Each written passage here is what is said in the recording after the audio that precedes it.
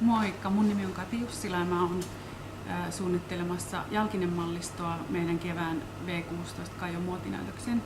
Ja mun malliston nimi on Take Me Back in Time.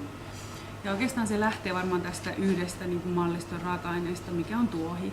Että mä oon mökillä, kun on sytyttänyt saunanvesää, niin miettinyt siinä, että tästä on tehty monet virsut ja miten tää taipuisi nykyiseen jalkinesuunnitteluun tämä materiaali. Ja mä koitan tehdä siinä parhaani. Ja mulle on niin kun tässä muotinäytökseen liittyen niin malleilta tärkeää se, että he osaavat niin kun kävellä ja tuoda sen kengän tai ne kengät näkyville hienosti. Et meillä on netissä viimevuotisia videoita, joissa niin kun mallit osaa poseerata kengillä hienosti.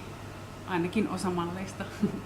Niin mä ehkä kaipaan sellaista, että malli osaa tuoda jalkineet esiin.